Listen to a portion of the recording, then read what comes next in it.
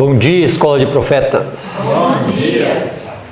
Bom dia a você aí de casa que nos assiste, que Deus te abençoe. Bom dia, família. Bom dia, meu bem. Bom dia, bem. Bom dia, mãe. Bom dia, escola. Fala nós dois juntos, então.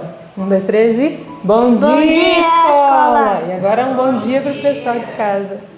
Bom dia para você aí de casa. Bom dia para você que está em casa, que Deus te acompanhe esse dia e te proteja. Amém. Seja muito bem-vindo para juntos nós estudarmos a palavra de Deus, para nós louvarmos esse nosso Deus tão bom que nos presenteia com a vida. E se nós acordamos, é porque é um presente de Deus que Ele tem nos dado, não é mesmo? Isso aí. Vamos começar então com o pé direito em a oração. Convido você de casa também a se ajoelhar conosco nesse momento. Pai querido, nosso Deus, muito obrigado, Senhor, pela oportunidade de mais um dia crescermos ao Teu lado, de caminharmos junto com o Senhor, estudando a Tua palavra, cantando, orando, pedindo a presença dos anjos na nossa vida. Que a bênção dos céus esteja sobre todos aqui e sobre todos os que nos assistem também.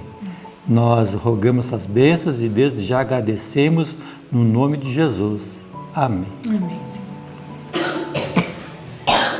E agora, vamos louvar o nome do nosso Senhor Criador. Vamos cantar um hino. Justificados. 539. Isso aí. Salve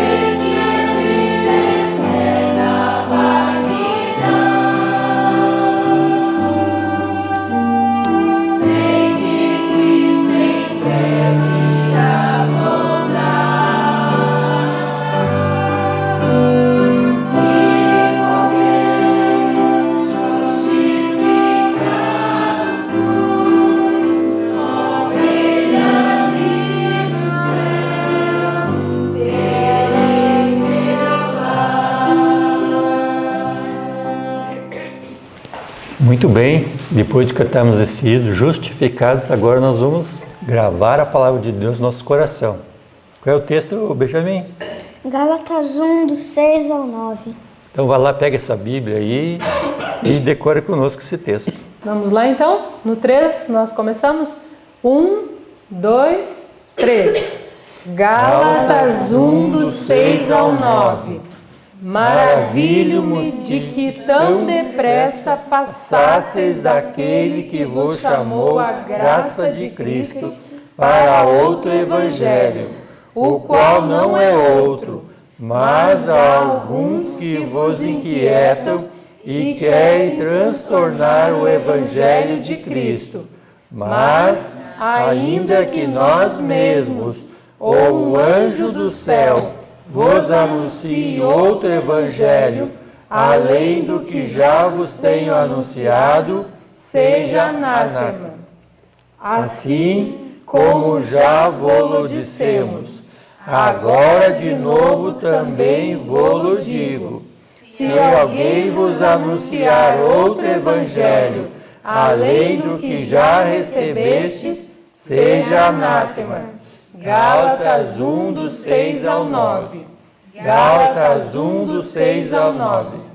Maravilho-me de que tão depressa passasseis daquele que vos chamou a graça de Cristo para outro evangelho, o qual não é outro, mas há alguns que vos inquietam e querem transtornar o evangelho de Cristo. Mas, ainda que nós mesmos, ou um anjo do céu, vos anuncie outro evangelho, além do que já vos tenho anunciado, seja anátema. Assim como já vô-lo dissemos, agora de novo também vô-lo digo. Se alguém vos anunciar outro evangelho, além do que já recebestes, seja anátema. Gálatas 1, do 6 ao 9. Gálatas 1, do 6 ao 9. Maravilho-me de que tão depressa passasseis daquele que vos chamou a graça de Cristo para outro evangelho, o qual não é outro, mas há alguns que vos inquietam e querem transtornar o evangelho de Cristo.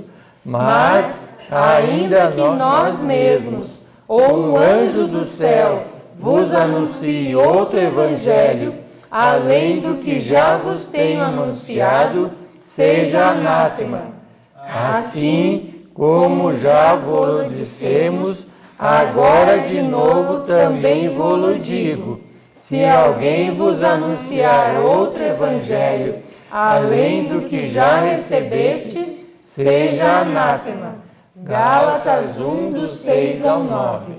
Amém. Amém. Glória a Deus. É muito importante esse verso, né, que ele diz que o evangelho é um só, aquele que Cristo deixou para nós. Não podemos sair nenhuma vírgula, nenhum tio do que Deus deixou escrito. É verdade, né? E que Deus tenha cuidado de você nesse dia, tenha um bom dia na presença do nosso Criador, nosso Deus eterno, e que você fique na companhia dele ao estudar a sua palavra, que o Espírito Santo possa lhe ajudar a compreender as verdades da palavra de Deus, que é esta que nós citamos agora em Gálatas. E essa é a palavra de Deus verdadeira, não existe outra além desta. Não é verdade, bem? Sim. Então, que Deus te acompanhe nesse dia e tenha um bom estudo. Amém. Bom dia. Bom dia. Bom dia para você que está em casa. Bom dia mesmo. Que o Senhor Deus, na sua misericórdia e bondade, ao nos alcançar nessa manhã, seja ouvido de você. E que Ele, ao te alcançar, possa você permitir que Ele faça todas as maravilhas que Ele tinha planejado, pensado para fazer na nossa vida. Estamos chegando numa parte muito, mas muito séria da vida de Jesus. Aquela parte que Ele havia sonhado e desejado mais do que qualquer outra. O Senhor Jesus, em seu desejo de que as coisas acontecessem, em sua luta para que tudo chegasse onde deveria chegar, Ele não só formulava os seus planos, mas seguia os planos. E seguir os planos é algo muito, mas muito importante mesmo. Nós estudamos nessa madrugada que parte do livro de Ezequiel? Então deem uma olhadinha aqui para que vocês vejam. Ezequiel 40 a 42. Eu fiquei pensando o que vocês iriam achar dessa parte de Ezequiel, que desde o início até a última palavra de Ezequiel 40 a 42 fala sobre... Sim, mas o que do templo? Medidas, detalhes após detalhes. E o Senhor Deus então mostrando para Ezequiel, apareceu ali um homem grande, imenso, né, de bronze, quando Ezequiel foi levado ao templo, com aparelhos de medir em sua mão, né? E então aquela cana imensa que era para medir os espaços. E eu fiquei observando medida após medida, cada pedacinho que foi citado, cada espaço. Você conseguiu imaginar isso? Você conseguiu? Às vezes nós pensamos assim, irmã Maísa, para que o Senhor Deus vai me colocar esta informação que um homem estava lá medindo, vendo cada detalhe do templo, cada pedacinho, cada coisa, e como eram as janelas, umbrais, paredes, muros, tudo, como é que era que devia ser feito, cada detalhe, cada situação. Por que será que o Senhor Deus pediu isso e mostrou isso a Ezequiel? O Senhor Deus estava mostrando a medida do templo, assim como na nossa material de Lucas nessa manhã, o Senhor Deus mostrou a medida de alguém para servir no seu reino. Qual é a medida que o Senhor Deus espera daquilo que é seu? O Senhor Deus é detalhista, Ele é muito detalhista. Ele é cuidadoso em cada pedacinho, em cada detalhe que Ele apresenta. Vocês não pensem que o Senhor Deus leva de qualquer maneira aquilo que lhe sai dos lábios. Detalhe após detalhe, pedacinho por pedacinho. E é isso que deveria encher o nosso coração. Assim deveríamos pensar em relação ao nosso caráter, assim deveríamos pensar em relação à nossa vida. O que você quer, o que você deseja, o que é que te representa? Quais são as coisas que você vai apresentar ao mundo? Qual é o resultado que você vai oferecer ao planeta? Este é o resultado que Deus apresenta de suas coisas, detalhista, com cada coisa no seu lugar, perfeição completa, não é? Que coisa muito linda que deve ter sido a observar o que o Senhor Deus pediu que Ezequiel observasse e que nesta manhã nos pede para observarmos também.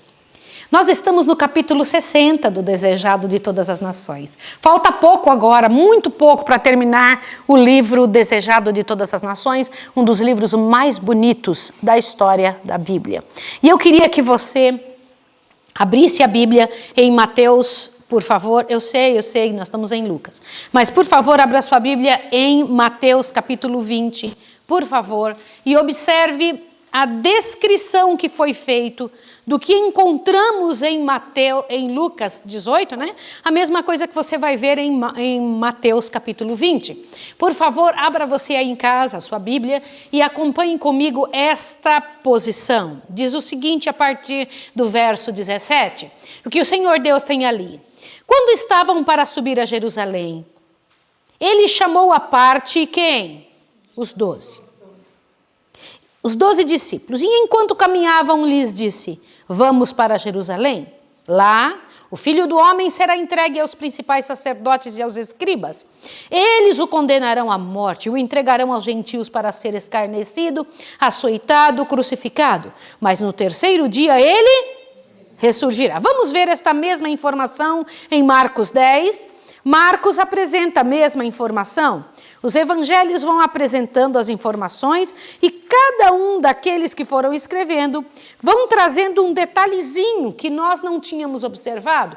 Alguns olham a situação e não dão tanta importância a alguns detalhes, outros sim. Veja o detalhe que Marcos observou. Em Marcos 10, verso 32 em diante, nos conta a mesma situação. Diz: estavam a caminho, subindo para Jerusalém, e Jesus o quê? E Jesus ia o quê mesmo? Adiante.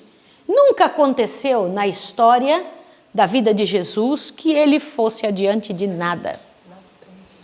E isso chamou a atenção de tal maneira, porque tudo que Jesus fazia era motivo dos discípulos pararem para pensar. E naquele momento eles falaram, o que está acontecendo? Por que ele está indo na frente?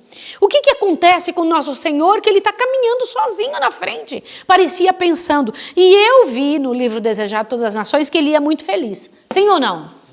Estava feliz ou não estava? Quando você vê um grupo caminhando, indo em direção a algum lugar, mas um deles vai indo na frente, você pensa que esse que está na frente está com pressa. E Jesus estava com pressa mesmo. Jesus tinha esperado 4.000 anos para aquela situação. Você já esperou muito por uma coisa, sim ou não? Sim. Lá em casa, Maria, quando minha mãe dizia que ia chegar visita, 2 coisas nos chamavam muita atenção e era alegria para nós. Receber uma visita e comer uma coisa diferente. Ai, que delícia. Se a minha mãe dizia que ia nos trazer tal coisa, fazer tal prato de comida, inventar tal negócio, que nós gostávamos mais de uns detalhes do que do outro, apesar de que a gente gostava de tudo, né? Mas nós ficávamos numa expectativa muito grande. E a visita era algo muito esperado, porque minha mãe inventava de bordar uma toalha com o nome da pessoa, e era cheio de 9 horas, 6 meses nós esperávamos uma visita. Já esperou bastante tempo assim? Já ou não? Eu morava lá no fim do mundo. Para alguém chegar lá era a coisa mais rara do planeta. E nós ficávamos esperando. E no dia da pessoa chegar, a gente desenhava com a vassoura o fundo do quintal, porque era terra, né? Então nós desenhávamos assim, ninguém pisava, a gente ficava, ninguém pisa, porque a gente queria que a visita visse, como se por acaso a gente vivesse todos os dias assim, né? Daquele jeito, com o quintal sem nenhuma marca de pé de ninguém. Queridos, esperar alguma coisa que se quer muito. Jesus estava esperando algo, não 1 ano, 6 meses, não 10 anos, não 100 anos, não 1 milênio. Jesus estava esperando há 4 milênios que isso acontecesse. Era uma das partes, uma das épocas mais fantásticas de sua vida. O que ele estava esperando? Vai lá para Lucas 18. Observe, por favor. Peraí, aí mesmo, não muda não. Só para você ver, depois a gente confirma em Lucas 18.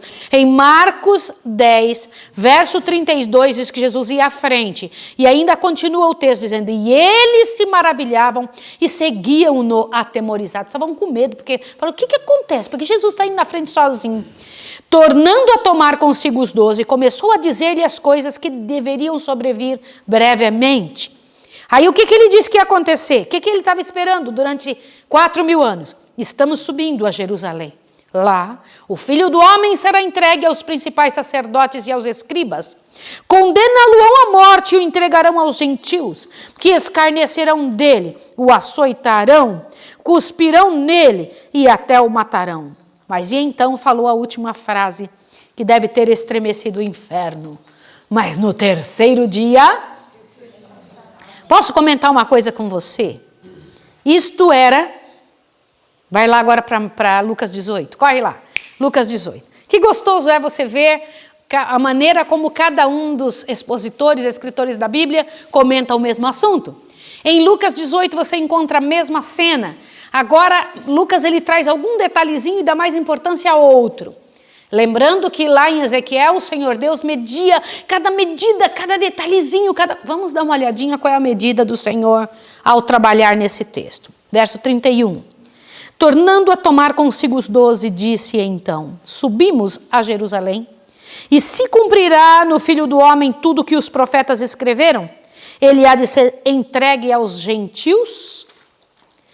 Eles zombarão dele, insultá-lo-ão, cuspirão nele, baterão nele, depois o matarão. E aí termina com a frase fantástica, né? Mas ao 3º dia ele ressurgirá. Olhe para cá, por favor, em nome do Filho de Deus. Essa é uma parte muito grande, muito tremenda que você precisa entender. Jesus estava com pressa para ir para onde?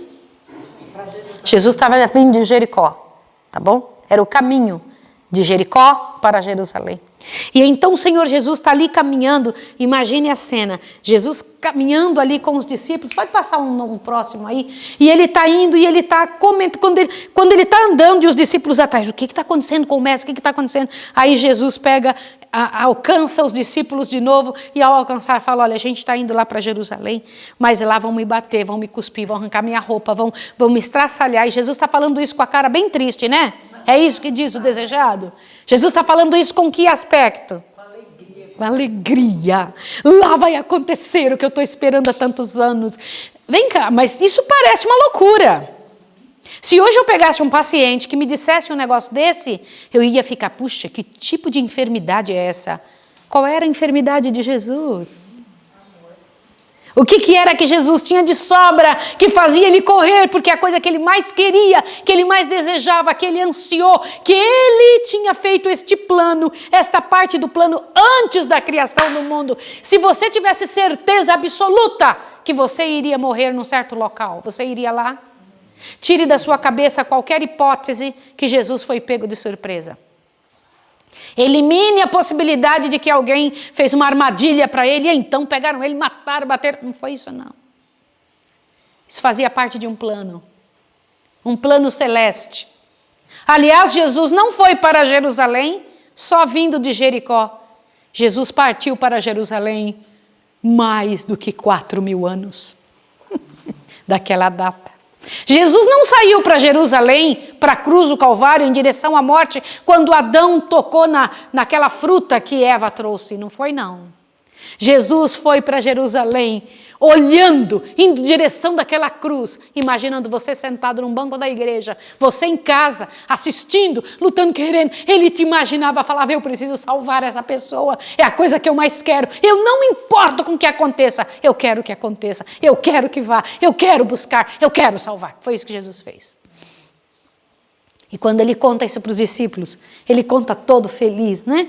Todo feliz, puxa vida, que alegria. Diz que ele tinha a paz perfeita em seu rosto. Meu Deus, eu nunca tive isso.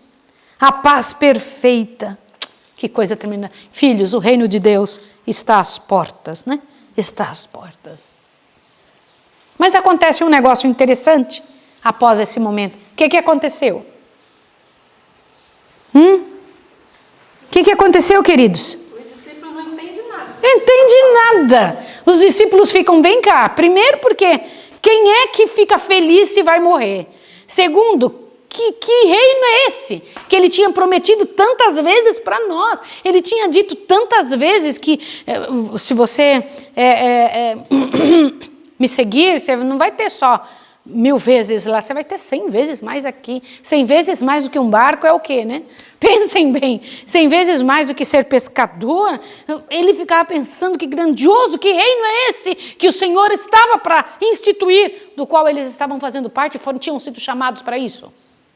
O chamado do Senhor para aqueles homens. Incrível, né? Quando o pessoal se candidata para vir para a escola de profetas. Eu estava fazendo uma entrevista ontem com uma menina, eu disse assim, a maior parte das pessoas, quando chama alguém para um serviço, para um emprego, para mudar de uma cidade para outra, para ir de um lugar para outro, oferece vantagens. Você vai ter vale-refeição, você vai ter tal salário, você vai ter isso e aquilo. Falei, aqui você só vai ter sofrimento. De agora em diante, ninguém vai te reconhecer. Vão te judiar, você vai enfrentar Satanás toda hora.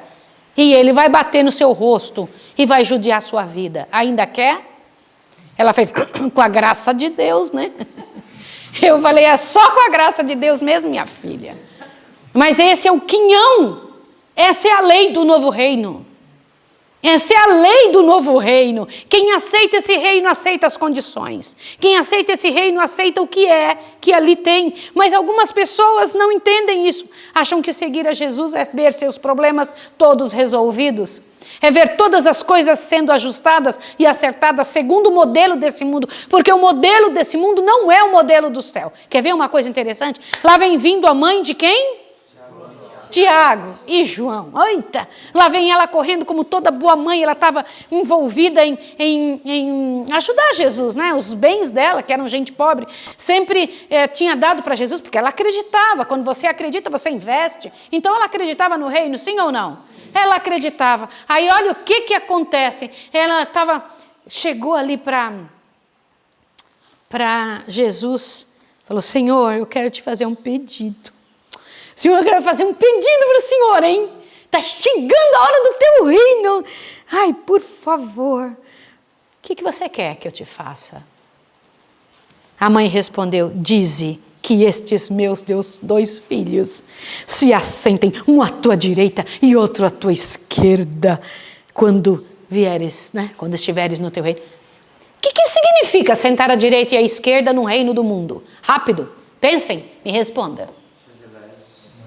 Que privilégio tremendo! O primeiro privilégio é que o pessoal está vendo que eles eram especiais. Segundo privilégio, quem senta à direita e à esquerda são os mais próximos. João era próximo ou não? São aquelas pessoas que fazem uma diferença tremenda na história de um rei. Quem que senta do lado da direita e da esquerda de um rei? É uma coisa muito interessante, porque quando a gente vê a administração de uma sociedade, seja quem for, tem sempre o presidente, o tesoureiro e o secretário. Sim ou não? Não é dessa forma? Então, ali, o governo que vem, ele traz os seus representantes bons, as pessoas que são responsáveis por isso. E ela estava pedindo esse cargo. E eu fico imaginando, porque eu sou mãe também, a gente quer o melhor possível para o filho, o melhor que pode existir. Ai, coitada da mãe, não sabia o que estava pedindo. Jesus olhou para ela assim, pegou e falou: puxa vida, né? Jesus se mostra bondoso com essa mulher, porque ele sabe o que vai no coração de uma mãe. Ela está pedindo porque acha que assim é a coisa melhor dela, quer assegurar que aqueles filhos vão receber o melhor. Ah, mas assentar-se à minha direita ou à minha esquerda, continuou Jesus, não me pertence. Não me pertence entregar isso a ninguém, mas é àqueles para quem o Pai o tem preparado. Como assim? Então, olha, ouça isso aqui que eu preciso te falar. Então, o Pai prepara algumas pessoas para uma função especial, sim ou não? Prepara ou não? Ele talha aquela pessoa para aquela função, sim, isso é claro. Agora, de que maneira? Uma universidade pega uma pessoa para ser cirurgião, diferente do que trabalha com uma professora, sim ou não? Você confiaria o seu filho que está para ser cirurgiado a uma mulher que nunca tivesse feito, embora ela dissesse que é cirurgiã, nunca tivesse feito a faculdade de medicina, mas ela tivesse feito a faculdade de pedagogia. É importante ser pedagogo, sim ou não?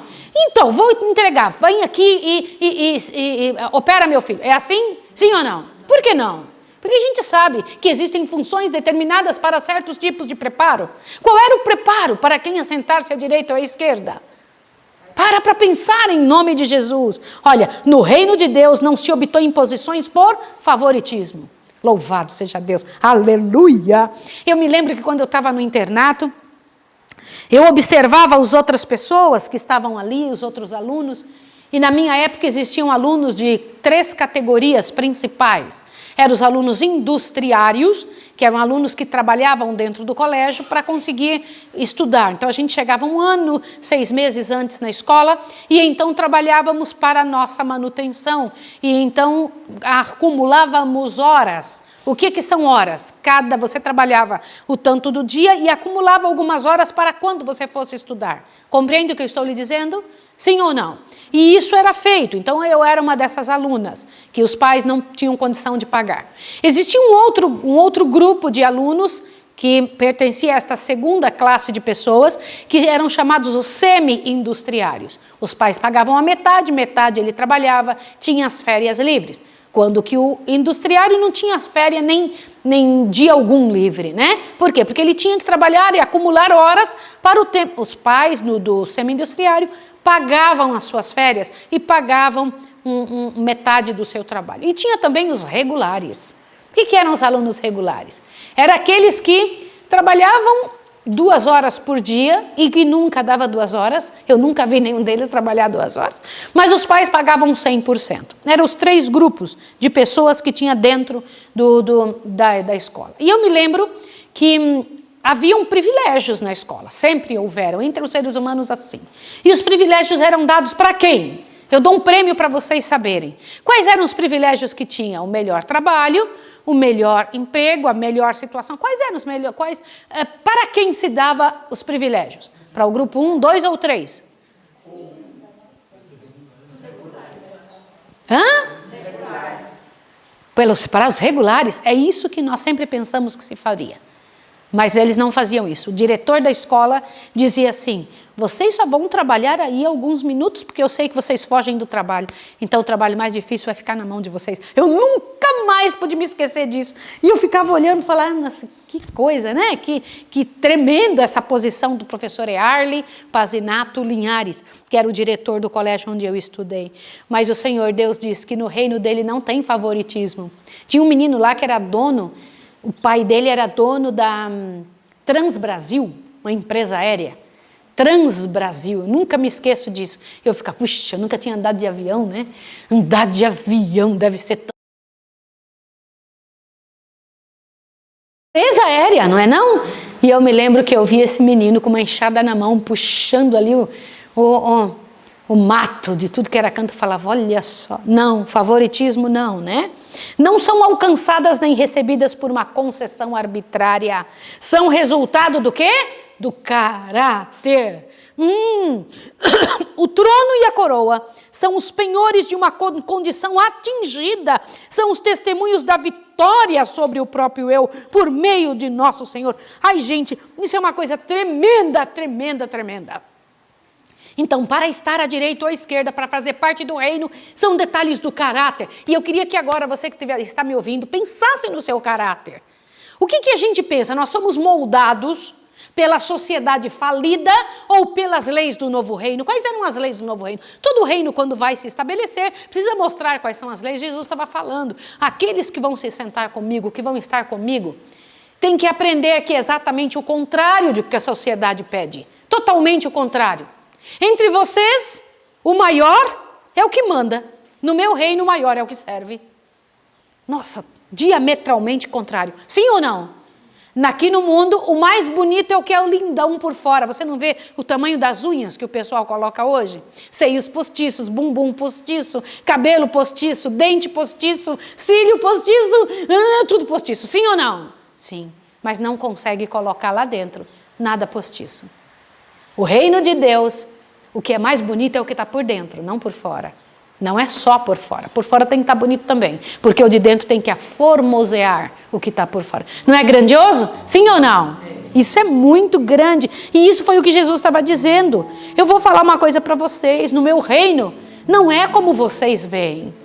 No meu reino, as coisas importantes são as que vocês não dão importância aqui no reino deste mundo. E é por isso que esse reino tem que mudar. Porque é um reino em que um manda no outro, um reino em que um se assenhora do outro, manda no outro. No reino de Deus, ninguém toma a cabeça da outra pessoa e diz, é assim que é para fazer. As pessoas são livres. Aliás, no reino de Deus são 2 situações. Você não pode obrigar ninguém nem a amar e nem a orar.